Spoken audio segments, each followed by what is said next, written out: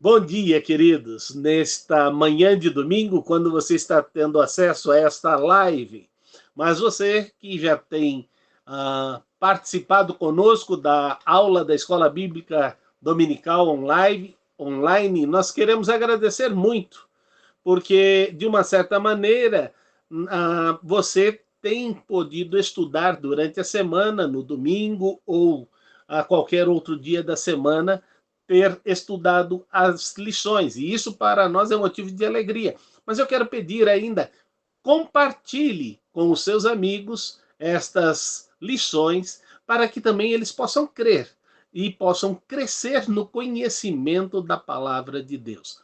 Lembre-se, a fé vem pelo ouvir e ouvir da palavra de Deus. Então é muito importante que você faça isso. Aos nossos alunos, como vocês sabem, é gravado na quarta-feira. Então, boa noite a todos, que Deus nos abençoe neste estudo da Escola Bíblica Dominical. Nós estamos terminando a nossa revista. Hoje vai ser a última lição ministrada. E quando nós estamos trabalhando, então, nesta última lição ministrada, nós estaremos trabalhando, então, as visões de Daniel, quando ele vai trazer para nós o sentido do que é ser boca de Deus. Se Deus está falando alguma coisa, isso precisa ser revelado. E não são adivinhos ou astrólogos que vão conseguir dar essa resposta. Daniel, por várias vezes, ele foi o único a dar as informações que Deus já havia colocado na mente e no coração do rei, para que ele então tivesse uma inquietação e dentro desta inquietação então pedisse explicações. E hoje nós vamos ver então estas visões de Daniel, vamos entender toda essa situação de complicação do enredo para termos então um entendimento. O pastor Cristiano vai começar dando o pano de fundo. Como é que tudo isto vem se desenrolando para que então surgisse estas visões? Muito bem, queridos. Mais uma vez, bom ter vocês aqui conosco. Deixa eu lhe dar até uma informação. Você que quer participar conosco da gravação ao vivo, quem sabe até esclarecer dúvidas, né?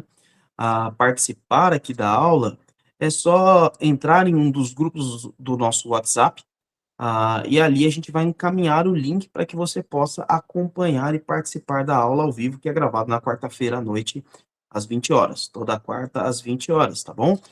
E é uma oportunidade que você tem de estar conosco, independente se você mora aqui em São Paulo ou não, por isso é a bênção da gente ter esse recurso online, tá bom? Vamos trazer aqui algumas informações importantes sobre o livro de Daniel. Do capítulo 1 ao capítulo 6, é uma narrativa histórica e cronológica. Então, você tem um segmento histórico que Daniel vai colocando desde Nabucodonosor, passando ali por Beltesazar, e depois chegando em Dario, que já é um rei Medo, do Império Medo-Persa, terminando ali já com os registros a respeito de Ciro também, que é o primeiro imperador persa. O capítulo 7, ele começa então do 7 ao 12, são profecias, e elas não estão ali na cronologia, então essas profecias não acontecem durante ou depois do capítulo 6, não, elas vão acontecer durante alguns outros capítulos anteriores. Então, por exemplo, o capítulo 7 fala de Beltesazar, é um rei do capítulo 5 de Daniel. Os demais aqui à frente, aí sim, capítulo 9, o capítulo 8 também é de Beltesazar, o capítulo 9 aí já fala sobre Dario, né, então ele já tem ali, então já está acompanhando e assim por diante. Então, só para você ter uma noção cronológica. Outra coisa importante, as profecias de Daniel, elas vão remeter a período imediatamente após a libertação do exílio, que é com o rei Ciro, o primeiro imperador persa, que traz a libertação do cativeiro da Babilônia. Isso você pode ver também no livro de Esdras, tá? Então, lá, o primeiro capítulo de Esdras, você vai ter essa informação. Mas as demais profecias, todas elas vão narrar muitos anos à frente. Então você vai ter ali 300 anos de história sendo profetizado, revelado através de Daniel, que ele registra a fala aqui muitas vezes do próprio Deus ou a fala do anjo Gabriel. Então você tem aqui todas essas informações e você vai ter também profecias de Daniel que remetem ao Apocalipse. Então, ao livro de Apocalipse, você vai ter profecias que vão trabalhar nesse mesmo período. Então, é um livro difícil de se entender. Essas profecias são difíceis porque algumas você tem precisão histórica. Então, algumas vezes o texto vai dizer: olha, esse aqui é o rei persa, esse aqui é o rei ou o império grego. E algumas você não vai conseguir saber exatamente de qual período ele está falando. Você vai ter alguns reis, você vai ter alguns registros históricos e alguns teólogos dizendo sobre isso, mas você também vai encontrar linhas diferentes. O que nós vamos fazer aqui é observar os princípios e aprendizados da palavra de Deus que a gente traz aqui do livro de Daniel. Então, a gente não vai se apegar tanto à historicidade do que ele registra, porque vai haver divergência entre alguns teólogos também nesse sentido. É contigo, pastor Salovi. Seu microfone está fechado. Nós vamos começar trabalhando, porque eles vão mencionar 4 profecias que Daniel vai trabalhar na lição de hoje e no texto escrito no livro de Daniel. E ele vai começar exatamente com a primeira visão. E aí eu vou pedir ao pastor Cristiano que possa trabalhar com a leitura para nós de Daniel no capítulo 7. E aí ele vai mencionando os versículos que ele estará lendo. Vai ser descrito toda esta visão complicada. Porque você vai falar, meu Deus, o que significa tudo isso? Também vai vir esta explicação na Bíblia, para que nós tenhamos esta visão do que está acontecendo, tá certo? Então, pastor Cristiano, leia para nós. Muito bem, queridos, então vou começar lendo aqui. Eu vou falando os versículos à medida que eu vou lendo, tá? Então, Daniel capítulo 7, versículo 1 a 3, diz assim: no primeiro ano de Belsazar, rei da Babilônia, Daniel teve um sonho, e certas visões passaram por sua mente, estando ele deitado em sua cama. Ele escreveu o seguinte resumo do seu sonho: na minha visão à noite, eu vi os 4 ventos do céu agitando o grande mar. 4 grandes animais diferentes, uns dos outros, subiram do mar. Agora eu vou ler o versículo 7, Daniel 7:7. Na minha visão, vi à noite ainda um quarto animal aterrorizante, assustador e muito poderoso. Tinha grandes dentes de ferro, com os quais despedaçava e devorava as suas vítimas e pisoteava tudo o que sobrava. Era diferente de todos os animais anteriores e tinha 10 chifres. É agora o versículo 9 e o versículo 10. Enquanto eu olhava, tronos foram postos no lugar e um ancião se assentou.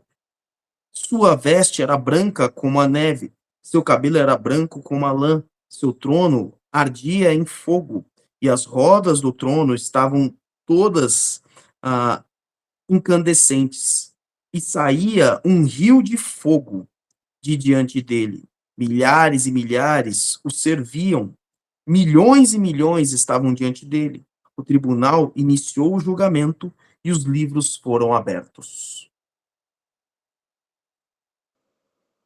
Muito bem.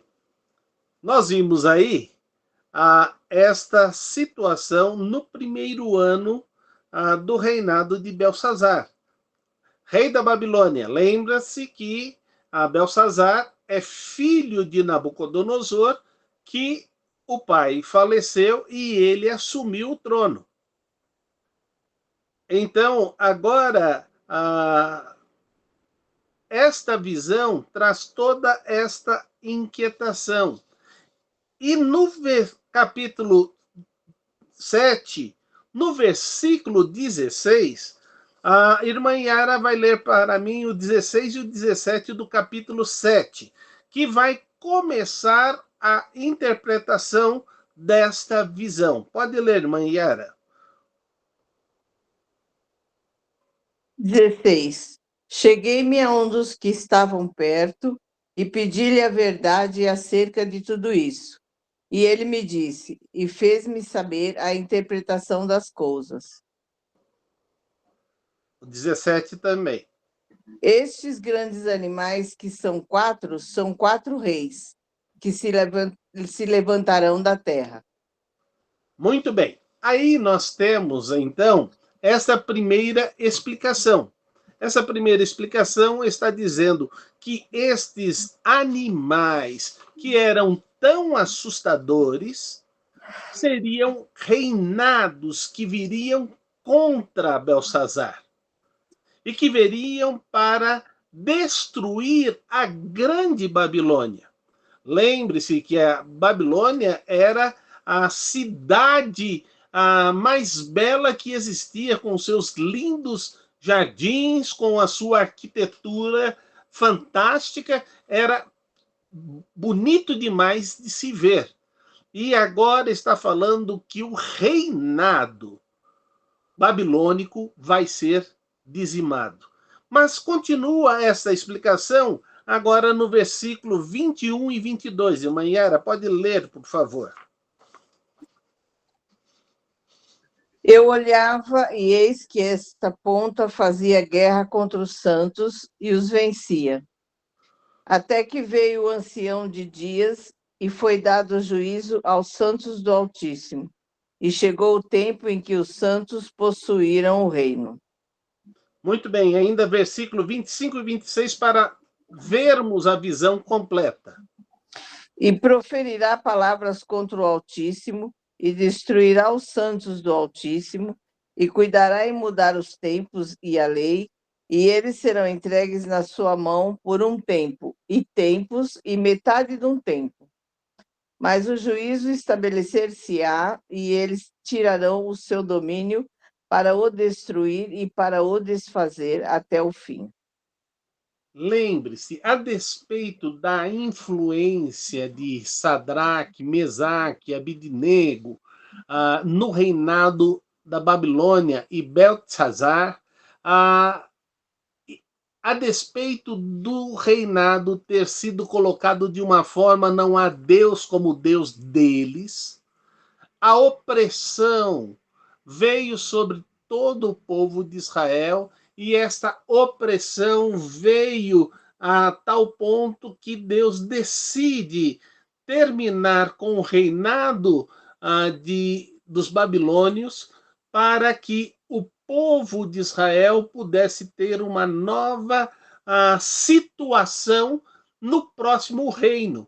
Lembrando que Deus já havia dito e predito que quando eles fossem para a Babilônia não iriam voltar rapidamente. Eles iriam ficar lá por um bom tempo, tanto que Deus diz, mesmo como escravos, vocês vão ter a liberdade de ir lá e comprar terras. Comprem terras, façam negócios, plantem vinhas, casem com as mulheres de lá, deem as suas filhas em casamento. Então, tudo isto Deus vai dizer para que você possa se misturar no povo e se preparar para que na volta você volte com muito mais uma situação definida, sabendo que é Deus que liberta, que é Deus que reconstrói, que é Deus que traz o povo de volta. Então, isso é muito importante, porque na Bíblia a gente vê muitas outras situações sendo colocadas e falando sobre esta bênção de como Deus vai dirigindo. Mas quando a gente tem, agora vamos trazer para a nossa vida, quando a gente tem que toda e qualquer provação vai ser momentânea, vai ser rápida, muitas vezes a gente cria todas as expectativas que o povo de Israel estava criando. e achando que por nós sermos filhos de Deus, nós temos total condição de sermos vencedores, não importa a situação que nós estivermos vivendo. E não é isto.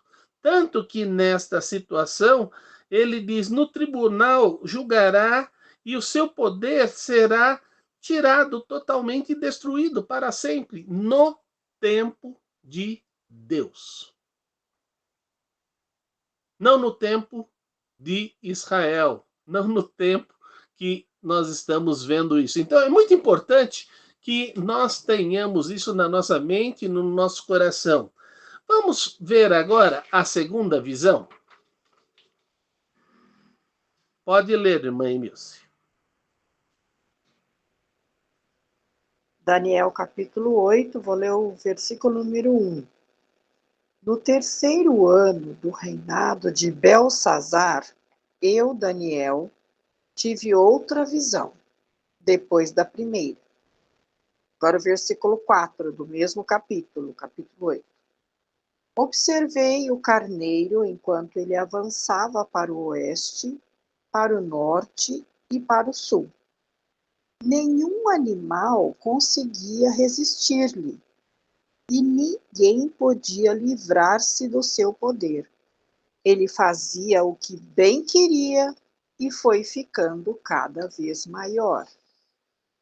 Agora eu vou ler o versículo 7 do capítulo 8. Eu o vi atacar furiosamente o carneiro, atingi-lo e quebrar os seus 2 chifres. O carneiro não teve forças para resistir-lhe. O bode o derrubou no chão e o pisoteou, e ninguém foi capaz de livrar o carneiro do seu poder. Versículo 11. Tanto cresceu que chegou a desafiar o príncipe do exército. Suprimiu o sacrifício diário oferecido ao príncipe e o local do santuário foi destruído. Versículo 13. Então ouvi 2 anjos conversando, e um deles perguntou ao outro: quanto tempo durarão os acontecimentos anunciados por essa visão? Até quando será suprimido o sacrifício diário e a rebelião devastadora prevalecerá? Até quando o santuário e o exército ficarão entregues ao poder do chifre e serão pisoteados? Ele me disse: isso tudo levará 2.300 tardes e manhãs. Então o santuário será reconsagrado. Eu devo ler o versículo 15 e 16 também, pastor Solovino? Versículo 15. Enquanto eu, Daniel, observava a visão e tentava entendê-la, diante de mim apareceu um ser que parecia homem. E ouvi a voz de um homem que vinha do Ulai. Gabriel, dê a esse homem o significado da visão. Muito bem. Nós vimos aí, agora, dentro ainda do reinado de Belsazar, a segunda visão e a interpretação desta visão. Algo muito importante da gente ter na nossa mente. E aqui a visão vem, como o pastor Cristiano, eu vou pedir inclusive que ele repita a explicação inicial desta visão. Muito bem, só para contextualizar em relação ao capítulo anterior e a este. O capítulo anterior tratam de 4 reinos, tratando 4 animais, certo? Então, o primeiro animal que é mencionado se refere à Babilônia. O segundo animal é o reino que vem logo na sequência, que é o reino Medo-Persa. São dois impérios num só. sendo o persa mais forte que os medos. Ele é representado por aquele urso que é levantado de um dos lados, porque é justamente aquele que é mais forte. O terceiro se refere ao Império Grego. E aí é um animal, um leopardo, com 4 cabeças, porque ele começa como um único império e se divide depois em 4. E o quarto animal entende-se historicamente que é o Império Romano, por conta dos registros que são colocados lá, que é um animal terrível. Quando você olha agora para o próximo capítulo, capítulo 8, ele vai falar apenas de 2 desses impérios. Ele vai falar do Império Persa e do Império Grego. Ou seja, mesmo a profecia sendo dada no período de Belsazar, que é o Império Babilônico, ele já nem vai mais falar do Império Babilônico. Ele vai falar agora dos próximos 2 que surgiriam. Trazendo só um contexto aqui, então você vai ver ali o primeiro animal, né, que é a figura de um bode, deixa eu ver, eu sempre confundo os dois. Um carneiro. O primeiro é um carneiro e o carneiro tem 2 chifres, um maior do que o outro. É a mesma situação. Essa explicação o pastor Salvi vai ler depois aqui no texto bíblico, então está escrito isso lá, por isso que a gente sabe com muita certeza sobre isso. Mas o chifre maior representa os persas e o chifre menor representa os medos. O que vem na sequência é um bode com um único chifre entre os olhos, muito mais forte, que derruba este império. Este é o Império Grego, liderado por Alexandre o Grande. Tá? Então é esse a gente tem como saber com certeza por conta da história que está registrada. Alexandre o Grande é quem derrota os persas, e ali então ele começa a expandir o Império Grego através da Macedônia. Logo depois e o texto bíblico vai dizer que este grande chifre não dura muito, realmente. Alexandre o Grande ele morre muito jovem. E aí é dividido, então nascem outros 4 chifres na cabeça desse bode, porque o Império de Alexandre o Grande foi dividido em 4. Tá? Então, esse é o panorama histórico do capítulo 8. Do capítulo 8, e você vai ter um pouquinho mais à frente nos outros capítulos. É um panorama muito parecido. Muito obrigado por essa contextualização. E aí, no versículo 19 do capítulo 8, vou pedir à irmã Yara para que ela leia para nós. Capítulo 8, verso 19, 20 e 21.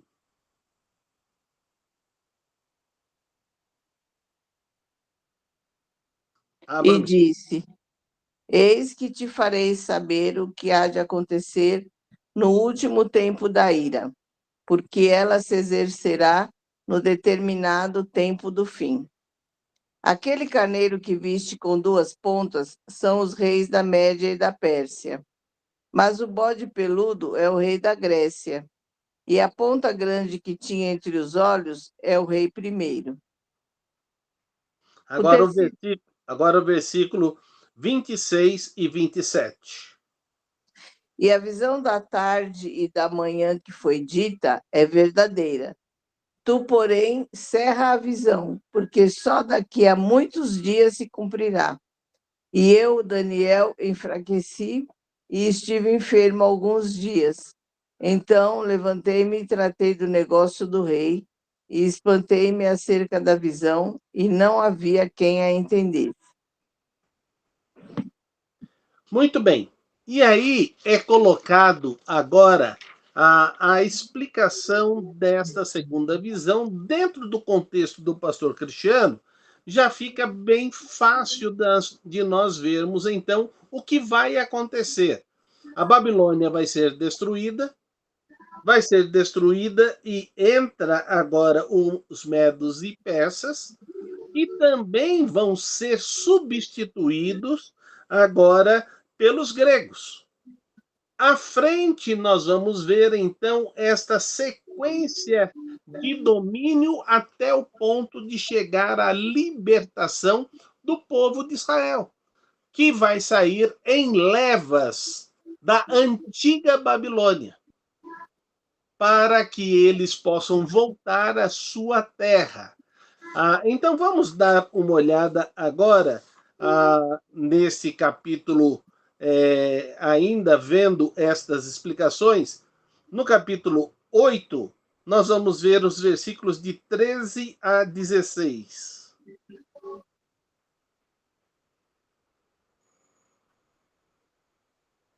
Eu acho que foi lido, não foi? 13 a É 16. verdade, esses foram lidos. Os muitos papéis na minha mão estão fazendo eu voltar na lição. Muito bem, vamos então para a terceira visão, que vai tratar agora no capítulo 9, começando no capítulo 9, verso 2. Muito bem. Eu vou fazer a leitura do 2 até o 7 numa sequência e depois vou ler o versículo 18, ok? Mas eu vou avisar quando fizer esse salto, tá? Diz assim: no primeiro ano do seu reinado, eu, Daniel, compreendi pelas escrituras. Aqui está cortado, queridos, é no primeiro ano do reinado de Dario, tá? Eu, Daniel, compreendi pelas escrituras, conforme a palavra do Senhor dada pelo profeta Jeremias, que a desolação de Jerusalém iria durar 70 anos. Por isso, me voltei para o Senhor, para o Senhor Deus, com orações e súplicas, em jejum e em pano de saco, coberto de cinza. Orei ao Senhor, o meu Deus, e confessei: ó Senhor, Deus grande e temível, que mantens a tua aliança e o teu amor com todos aqueles que te amam e obedecem os teus mandamentos. Nós temos cometido pecado e somos culpados. Temos sido ímpios e rebeldes e nos afastamos dos teus mandamentos e das tuas leis. Não temos ouvido aos teus servos, os profetas, que falaram em teu nome aos reis, aos nossos líderes e aos nossos antepassados e ao teu povo. Senhor, tu és justo e hoje estamos envergonhados. Sim, nós somos o povo de Judá, de Jerusalém e de todo Israel, tanto os que estão perto como os que estão distantes, em todas as terras pelas quais nos espalhaste por causa da nossa infidelidade para contigo. Agora eu vou ler o versículo 18. Inclina os teus ouvidos, ó Deus, e ouve, abre os teus olhos e vê a desolação da cidade que leva o teu nome. Não te fazemos pedidos para sermos justos, por sermos justos, mas por causa da tua grande misericórdia. Trazendo aqui um contexto histórico, Daniel está aqui, então, no reinado de Ciro. Você vê aqui ele descrevendo no versículo 1, que é Dario. Dario, ele era o governador, o rei da Babilônia, mas ele estava abaixo da autoridade de Ciro. Ciro, ele promulga o decreto da primeira leva, são 3 levas que vão para Jerusalém. A primeira sai com Zorobabel, narrado em Esdras, capítulo 1. A segunda leva vai com o escriba e sacerdote Esdras, e a terceira vai com Neemias, tá? Então essas são as turmas que saem da Babilônia. E aqui, então, essa profecia dada pelo profeta Jeremias, Daniel entende que já se cumpriu esse momento. Inclusive, a partir de Daniel é que há justamente essa conversa com Ciro, o imperador, o Ciro o Grande, que é chamado historicamente, e ali, então, a partir dali, Ciro tem esse entendimento da parte de Deus, e ele escreve que Deus o revelou isso lá em Esdras capítulo 1, e também Segunda Crônicas, o último capítulo de Segunda Crônicas, e aí você tem, então, essa libertação a partir aqui desse período, dessa oração de Daniel. Muito bem, eu quero sair um pouco desta visão das lições para a gente se aprofundar. Que tipo de oração nós fazemos? Sinceramente, eu fico de vez em quando vendo e ouvindo quando a gente começa a comer sacos de sal com a mesma pessoa, que ficou uma reza mais elaborada. Explica saco de sal para os mais jovens que estão assistindo aí, Pastor Salavi, porque isso aí ou o pessoal é da roça ou é antigo. Muito bem. É que para você ter uma amizade real, profícua, daqui a pouco vocês vão pedir para mim explicar profícua, né? Que é com profundidade, realmente aonde as pessoas se integram num relacionamento de contribuir um com o outro no seu crescimento. Hoje, as amizades não são tanto assim. Tanto que a gente mudou. Quais são os seus amigos? Eu tenho colegas.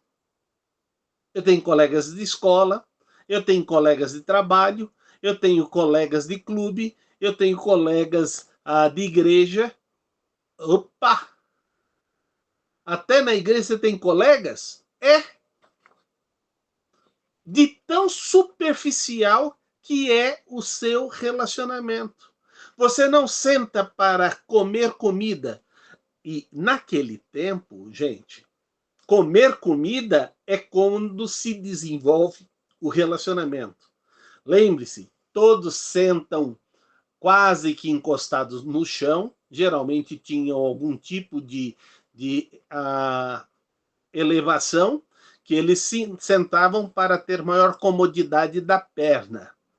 Mas eles sentavam ali e durante este comer com a mão, que era o costume, iam pegando na travessa e iriam compartilhando o seu relacionamento. Eram refeições que eram regadas à conversa, a conhecimento.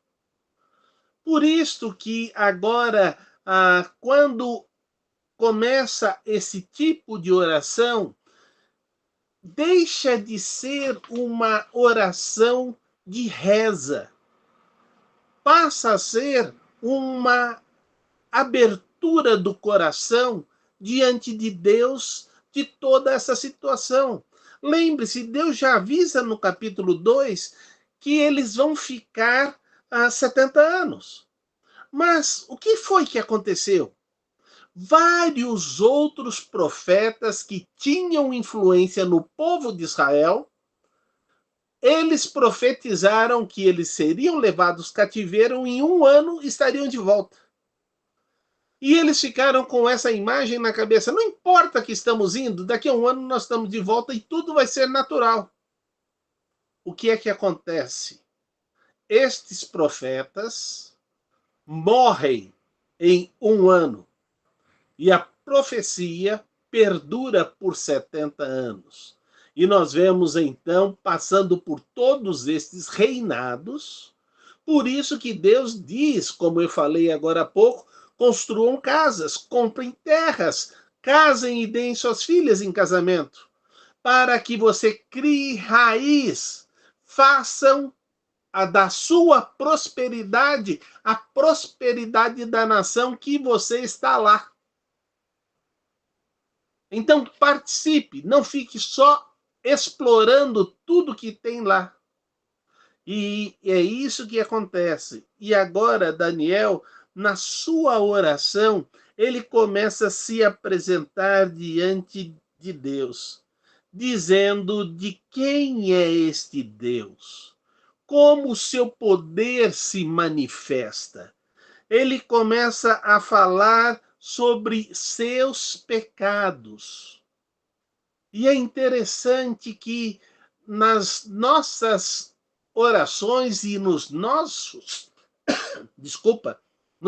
encontros, a despeito da Bíblia estar dizendo: confessai as vossas culpas uns aos outros e orai uns pelos outros, é algo quase que inexistente nas nossas reuniões.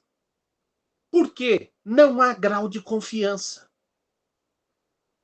Se eu revelar algo aqui, esse negócio se espalha como fogo em palha.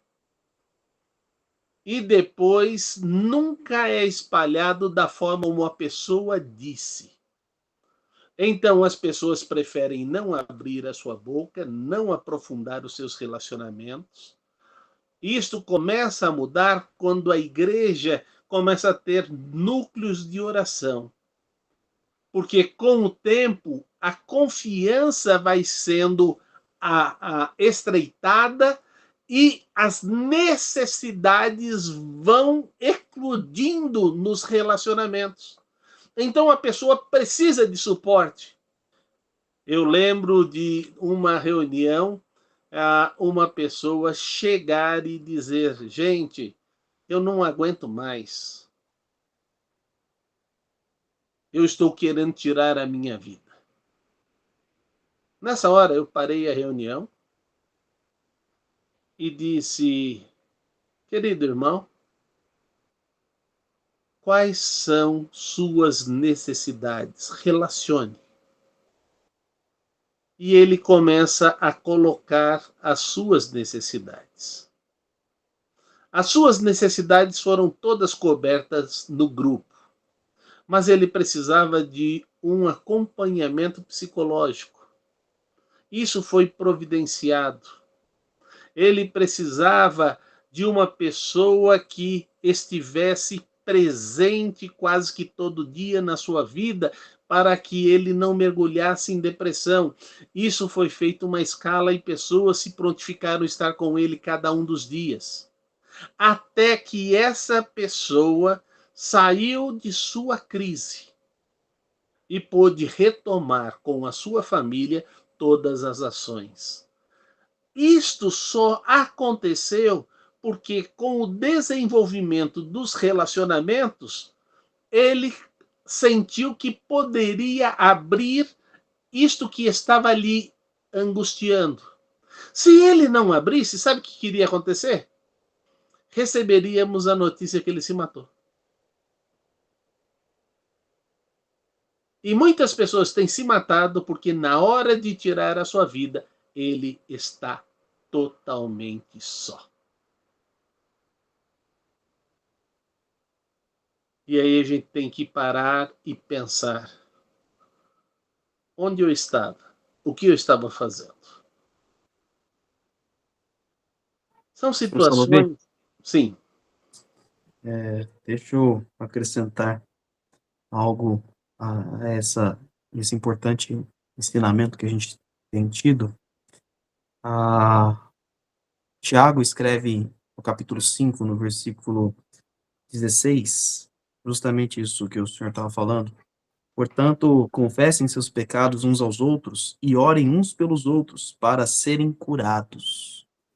E aí vem justamente o texto que quase todo mundo repete, mas não conhece o que estava escrito antes. Aí vem aquele texto: a oração de um justo é poderosa e eficaz, ou numa versão mais antiga, a oração de um justo pode muito em seu efeito. Mas olha como o contexto que foi colocado a oração desse justo. Como é importante as igrejas não serem só instituições, serem exatamente isso que o pastor Salovey está falando. Não é apenas um local para você entrar, participar de um culto, hoje em dia nem isso, né? As pessoas só assistem, mas para você justamente viver esta família. E é através desta família que Deus cura. Deus escolheu fazer dessa forma. Deus escolheu, ele pode exercer o seu poder da forma com que ele quiser, mas ele tem colocado isso dentro da igreja, como a igreja é essa manifestação do poder de Deus que traz a cura. Mas, primeiro, amada igreja, queridos que estão nos acompanhando, que são de outras igrejas, você, entenda isso, não é a sua igreja, é você, precisa desenvolver este ambiente onde as pessoas se sentem seguras para confessar as suas falhas, para pedir o socorro, para pedir ajuda. E certamente Deus vai fazer milagres poderosos através dos irmãos, através da igreja. Mas é quando justamente nós criamos isso. O que é incrível de Daniel? Daniel, ele vem com humildade. Um versículo ali do capítulo 9, versículo 20, mostra a postura dele.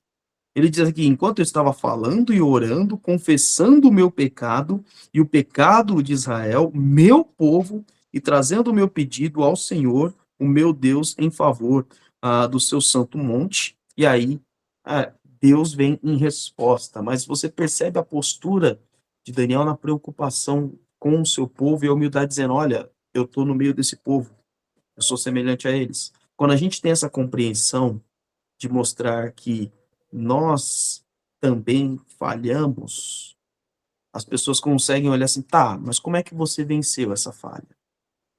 E aí é que a gente entra com a graça de Cristo, e aí é que a gente entra com o perdão de Cristo, e como instrumento de Cristo para a cura, para perdão, para a graça, para socorro. Então a gente tem que realmente desenvolver cada vez mais esses ambientes dentro das igrejas, para não serem mais locais de adoecimento, mas sim de cura. Essa é uma grande verdade, porque quando isso começa a acontecer, a igreja passa a ser uma igreja saudável, porque ela é um hospital que vai gerando libertação e cura da opressão que está na vida de todas as pessoas. Estava conversando ontem com uma pessoa e ela estava me perguntando quais são os dilemas da vida de um pastor. Eu falei, um dia uma pessoa me acompanhou.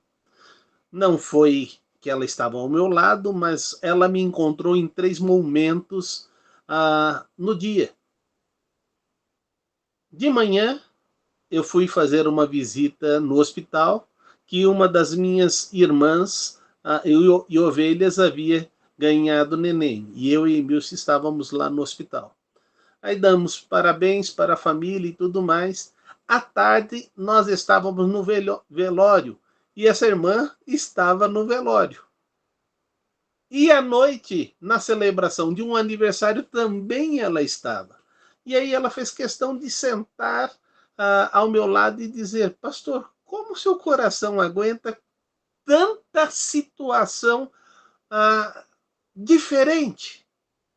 Alegre pela vida, alegre pela confortando pessoas que estão no sofrimento da morte e agora celebrando mais um ano de vida que daqui a pouco está findando também essa vida. Como é que você trabalha? E eu disse, a Bíblia diz uma coisa muito importante para nós. Alegrai-vos com os que se alegram. Chorai com os que choram. E consolai em todo o tempo. Você é esse instrumento. Não sai de você. Ninguém tem isso dentro de você. É Deus que nos capacita. É Deus que coloca em nossas vidas. E se nós entendermos isso, então a bênção de Deus vai frutificar através de cada um de nós. Independe do nosso grau de estudo, mas depende da nossa intimidade com Deus e a nossa intimidade com o próximo. Isso é comer o saco de sal, jovens.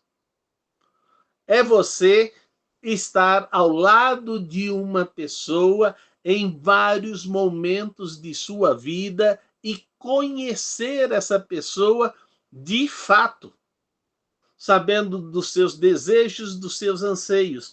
Vamos ver agora o capítulo 9, versículo 22. Diz assim, 22 e 23. Depois 22 e vai 23. 24 e vai até o final de 26. De Tá, então nós 22 a vamos 26.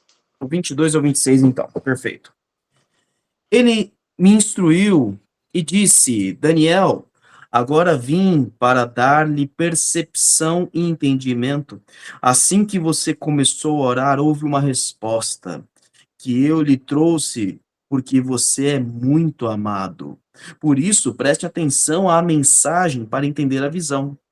70 semanas estão decretadas para o seu povo e sua cidade, para acabar com a transgressão, para dar fim ao pecado, para expiar as culpas e para trazer justiça eterna, para cumprir a visão e a profecia, para ungir o Santíssimo.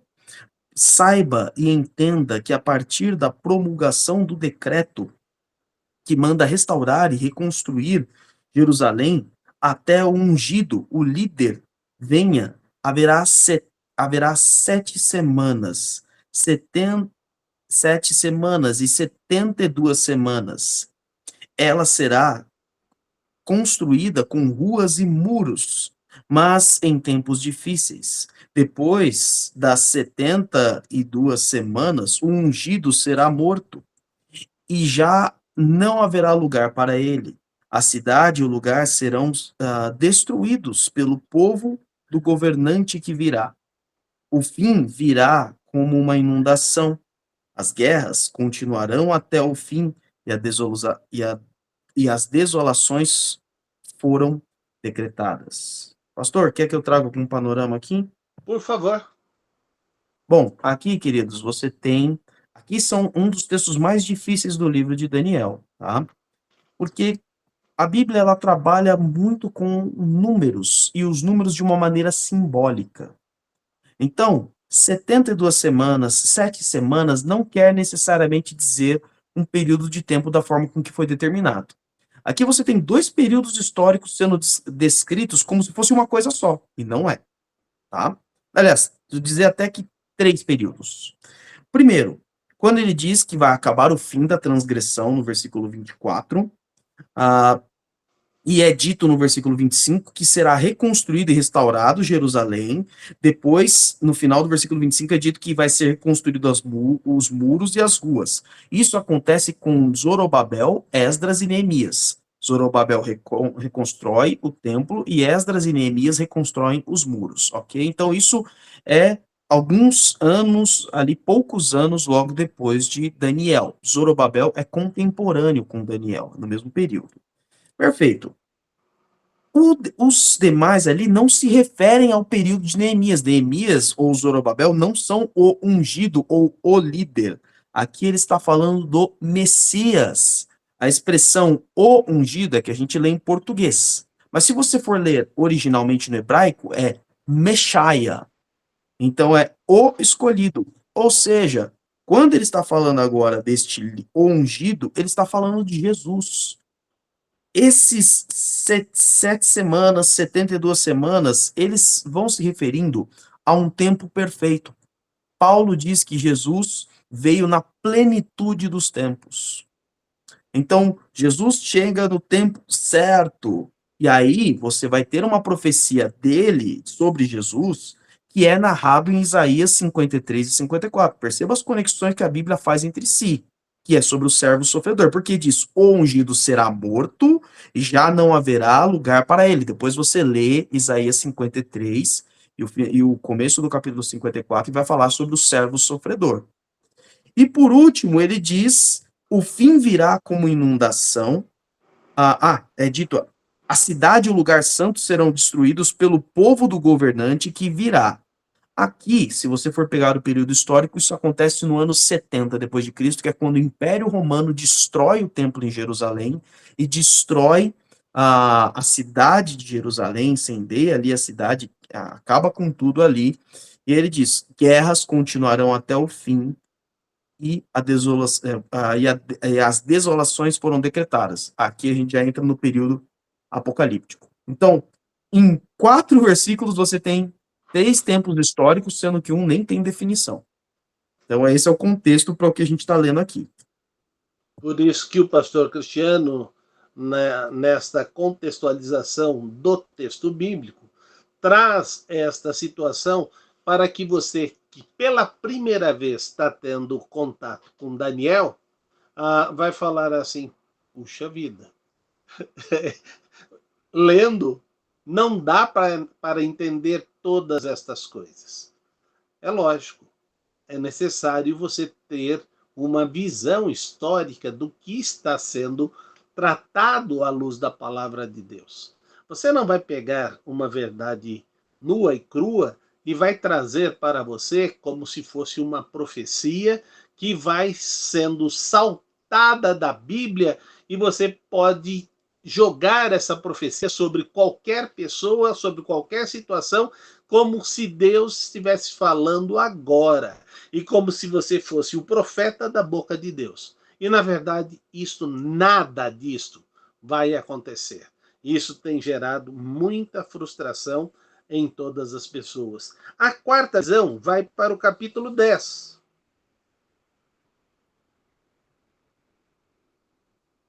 Pastor, quer dar uma visão aí?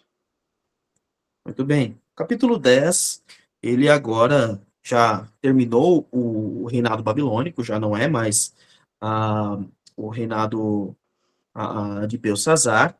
O 9, na verdade, já começa a falar sobre o reinado persa, mas aqui ele já fala do terceiro ano de Ciro o persa, certo? Então, o rei da Pérsia.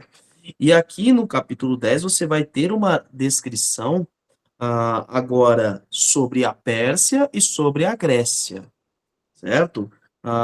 E aí você vai ter, aliás, não só no, desculpa, não é só no 10, não. O 10 ele não pode ser lido sozinho.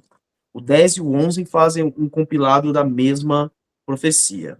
Tá? Então, vou trazer um panorama geral dos dois. Você tem, então, essa descrição de como acontecerá com o que vai acontecer com a Pérsia. E o capítulo 11 traz algo incrível, que é a descrição histórica de todo o reinado da Grécia. Então, como seria todo este reinado? Ele não cita os nomes, mas ele vai falando exatamente o que vai acontecer com Alexandre o Grande, com os 4 generais de Alexandre o Grande, que depois de sua morte repartem a divisão entre 2 impérios, porque desses 4 ficam apenas 2. Eu esqueci de o nome de um deles, são Seleucidas e me fugiu o nome do outro. Que pega da parte ali da Grécia, Macedônia, o que a gente chama de Turquia hoje, e o Oriente Médio, até mais ou menos Jerusalém, e o outro império grego é de Jerusalém para baixo, pegando aí um trecho ali da Babilônia até o Egito. Esse é o Império Grego que dura aí cerca de mais ou menos de 200 a 300 anos antes de Cristo. Tá? E aí você vai ter, então, agora uma descrição detalhada do que vai acontecer. A gente não vai falar de tudo hoje, não dá, é muita coisa, depois você dá uma olhadinha, lê, dá para você fazer comparações históricas com isso e perceber ali essa precisão narrativa da profecia que é dada a Daniel. Então vamos ler agora dos textos separados 10, de 1 a 19. Ok. No terceiro ano de Ciro, rei da Pérsia, Daniel, chamado Beltesazar, recebeu uma revelação. A mensagem era verdadeira e falava de uma grande guerra. Numa visão, veio-lhe o entendimento da mensagem. Naquela ocasião, eu, Daniel, passei 3 semanas chorando. Não comi nada saboroso, carne e vinho nem provei, e não usei nenhuma fragrância perfumada até se passarem as 3 semanas. No 24º dia do primeiro mês, estava eu de pé, junto à margem do grande rio, o Tigre. Olhei para cima e diante de mim estava um homem vestido de linho, com um cinto de ouro puríssimo na cintura. Versículo 10. Em seguida, a mão de alguém tocou em mim e me pôs sobre as minhas mãos e os meus joelhos vacilantes. Versículo 12. E ele prosseguiu: Não tenha medo, Daniel. Desde o primeiro dia em que você decidiu buscar entendimento e humilhar-se diante do seu Deus, suas palavras foram ouvidas, e eu vim em resposta a elas. Mas o príncipe do reino da Pérsia me resistiu 21 dias. Então Miguel, um dos príncipes supremos, veio em minha ajuda, pois eu fui impedido de prosseguir ali com os reis da Pérsia. E agora, explicar-lhe o que acontecerá ao seu povo no futuro. Agora vim explicar-lhe o que acontecerá ao seu povo no futuro, pois a visão se refere a uma época futura. Continua o texto, pastor 19. Por favor. Ele disse: não tenha medo, você que é muito amado. Que a paz seja com você. Seja forte, seja forte. Ditas essas palavras, senti-me fortalecido e disse: fala, meu Senhor, visto que me destes forças. Muito bem. O pastor Cristiano explicou. Vamos no capítulo 10 e o capítulo 11 para termos o entendimento explicado. Agora, os textos separados do capítulo 11, que vai até o 42. Fica tranquilo. São alguns versículos desse capítulo. Pode ler, pastor Cristiano. Ok, vamos lá. Versículo, vou de 1 e 2, depois eu vou para o 4. Sendo que no primeiro ano de Dario, rei dos Medos, ajudei-o e dei-lhe apoio. Agora, pois, vou dar-lhe a conhecer a verdade. Outros 3 reis aparecerão na Pérsia, e depois virá um 4º rei, que será mais rico do que todos os outros. Quando ele tiver conquistado o poder com sua riqueza, instigará todos contra o reino da Grécia. Versículo 4. Depois que ele surgir, o império se desfará e será repartido para os 4 ventos do céu. Não passará para os seus descendentes, e o império não será poderoso como antes, pois será desarraigado e dado a outros. O rei do sul se tornará forte, mas um dos seus príncipes se tornará ainda mais forte que ele e governará o seu próprio reino com grande poder. Agora, versículo 30 agora. 30 e 31. Navios das regiões da costa ocidental se oporão a ele, e ele perderá o ânimo. Então se voltará e despejará sua fúria contra a Santa Aliança. Ele retornará e será bondoso com aqueles que abandonarem a Santa Aliança. Suas forças armadas se levantarão para profanar a fortaleza e o templo. Acabarão com o sacrifício diário e colocarão um sacrilégio terrível. Ele não terá consideração pelos deuses dos seus antepassados, nem pelos deuses preferidos das mulheres, nem... desculpa, estou lendo 37 agora. Nem por Deus algum, mas se exaltará acima deles todos. E agora o 42. Ele estenderá o seu poder sobre muitos países. O Egito não escapará. Aqui, queridos, só trazendo aqui, então aqui ele já está falando agora do Império Grego. No capítulo 11 ele vai descrevendo esses vários reis. Esse último rei entende-se pelos registros históricos que pode ser Antíoco IV ou Antíoco Epifânio. Ele leva esse nome por conta destas atitudes dele. Eu pesquisei aqui, é o Império Seleucida e o Império Ptolomaico. São os 2 impérios gregos desse período. E eles vão entrar em conflito direto. Em um determinado momento, eles vão guerrear. Este Antíoco aqui, ele perde a guerra e, por estar bravo, ele volta e destrói Jerusalém. E ele, inclusive, vai lá, sacrifica um porco no templo, suspende os sacrifícios diários que são feitos ali, né? Então, é nesse momento que está se realizando essa profecia, e isso é mais ou menos entre 110 antes de Cristo e 90 antes de Cristo, mais ou menos nesse período. Ou seja, 300 anos depois do que está sendo escrita essa profecia aqui. Muito bem, aí nós vemos tudo que houve contra os planos de Deus, como Deus permitiu que esses planos fossem à frente, porque Deus estava usando todas essas situações para corrigir o povo de Israel. Muitas vezes Você está entregue à situação que você construiu. Até que você entenda que Deus vai trabalhar na sua vida e vai fazer com que você realmente assuma de que Ele é o Senhor e que você depende e precisa dele. Infelizmente, muitas pessoas estão achando que Deus não é esse Deus que nós temos como privilégio de ter esse relacionamento.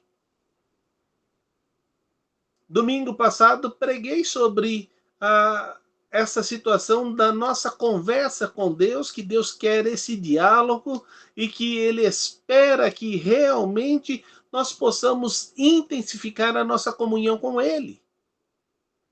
E nós vemos aqui como é a conversa de oração com Deus e a resposta que Deus manda de uma forma clara para que ele se sinta acolhido. Agora, o versículo 12, que vai dizer sobre o final do tempo, vê a maneira como Deus vai tratar o seu povo. E vamos olhar então agora o capítulo 12, nos seus 13 versículos. Naquela ocasião, Miguel, o grande príncipe que protege o seu povo, se levantará. Haverá um tempo de angústia tal como nunca houve desde o início das nações e até então. Mas naquela ocasião, o seu povo, todo aquele cujo nome está escrito no livro, será liberto. Multidões que dormem no pó da terra acordarão, uns para a vida eterna, outros para a vergonha, para o desprezo eterno. Aqueles que são sábios reluzirão como o brilho do céu, e aqueles que conduzem muitos à justiça serão como as estrelas para todo sempre. E um deles disse ao homem vestido de linho, que estava acima das águas do rio: quanto tempo decorrerá antes de se cumprirem essas coisas estupendas? O homem vestido de linho, que estava acima das águas do rio, ergueu para o céu a mão direita e a mão esquerda, e eu o ouvi jurar por aquele que vive para sempre, dizendo: haverá um tempo, tempos e meio tempo, quando o poder do povo santo for finalmente quebrado, todas essas coisas se cumprirão. Quanto a você, siga o seu caminho até o fim. Você descansará, e então, no final dos dias, você se levantará para receber a herança que lhe cabe. Como é maravilhoso, mesmo se distanciando da presença de Deus, mesmo se voltando para outros deuses, Deus, com a sua mão poderosa, vai e corrige e vai e traz de volta o seu povo. A palavra de Deus traz para nós que nós devemos aproveitar o tempo da correção. Porque esse tempo da correção vai trazer muita instrução para a nossa vida e vai nos levar a experimentar tudo aquilo que o Senhor tem proposto para cuidar de nós, mesmo em tempos difíceis. E quando ele diz, se você se propôs a sair e ir nesse caminho, siga-o até o fim.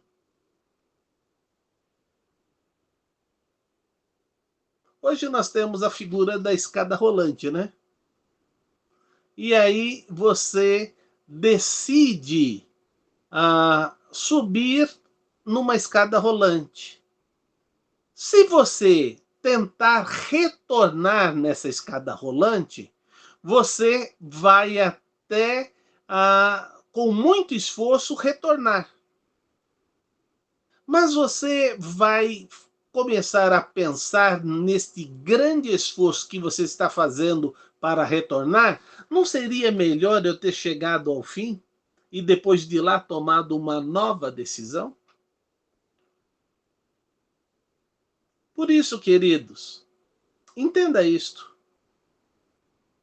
Pastor Cristiano passou por uma situação assim. Ele estava estudando a publicidade e marketing, é isso? Estava estudando publicidade e marketing e Deus o chamou para o ministério. Ele disse: eu vou trancar o meu estudo e vou para a faculdade teológica. Eu falei: não. Deus sabe que você estava estudando publicidade e marketing quando ele chamou. Então, Deus quer que você termine. E depois que você terminar, você começa a estudar na faculdade teológica. Isso vai te dar maturidade. Porque na cabeça do cristiano, tudo que eu falava, ele sempre dizia: pai, a faculdade de publicidade e marketing, ela é difícil. O que o senhor estuda lá no seminário, isso é tranquilo, é fácil. E eu disse: não é bem assim. Não é bem assim. Quando ele começou a estudar, ele descobriu toda a complexibilidade que era se preparar para o ministério. Ele tinha que conhecer a origem, por isso que eu deixei ele fazer toda a parte histórica primeiro, que nós temos aí 30 anos de diferença do estudo de cadeira do seminário. Você já imaginou eu tentar lembrar de todo esse fundo histórico? Tá fresco na cabeça dele, deixa ele ministrar essa parte que é muito mais simples para ele, né? E eu não. É como eu pedir pro meu pai para ele explicar tudo isso. Ele vai falar: eu há 60 anos atrás estava sentado no banco da escola, porque há uma coincidência de datas. Eu, para o meu pai, tem 30 anos e meu pai e meu filho, para mim, também tem 30 anos de estudo teológico. Então, estas coisas são importantes nós termos na nossa mente e a nossa compreensão de que os tempos de Deus, eles são fundamentais. E nós temos que entender que no tempo dele, ele vai agir. Se nós entendermos isto, nós vamos aguardar e vamos render graças ao Senhor. Eu espero que você tenha entendido que nós demos uma pequena visão do livro de Daniel. Não pense que com essa aula você esgotou. Não, muito pelo contrário. Se você mergulhar a estudar, você vai quebrar muita cabeça para entender muitas das coisas que tem no livro de Daniel. Mas cada vez que você aprofundar o seu conhecimento naquilo que Daniel vai revelando, naquilo que Deus vai se apresentando a Daniel e aquilo que vai acontecendo, como vai sendo predito, você vai se encantar sobre esse Deus que você serve. O nosso desejo é que isso tenha despertado em você a coragem de crescer nesse relacionamento com Deus. Que Deus verdadeiramente lhe abençoe. Vamos começar uma nova revista na próxima quarta-feira. Não sei se o pastor Cristiano já tem essa informação, ou se não vai ficar surpresa para a próxima semana que o material vai estar chegando para nós, tá bom? Deus os abençoe. Vai ficar surpresa. O material está chegando essa semana. Queridos, muito bom ter vocês mais esse trimestre conosco. Fica aqui uma dica, se você quiser acompanhar ali, ter um pouquinho mais de detalhes em Daniel, nós temos uma série de mensagens. Então entra aí no nosso canal, naquela playlist, você vai procurar por Daniel. E aí você vai ter ali. Mas ainda assim, aprofundamento é quando você escolhe estudar e ler ali no seu tempo de devocional, aí sim você vai se aprofundar nisso. Não esquece, você não é inscrito ainda no canal aqui da igreja, se inscreve aqui embaixo no canal.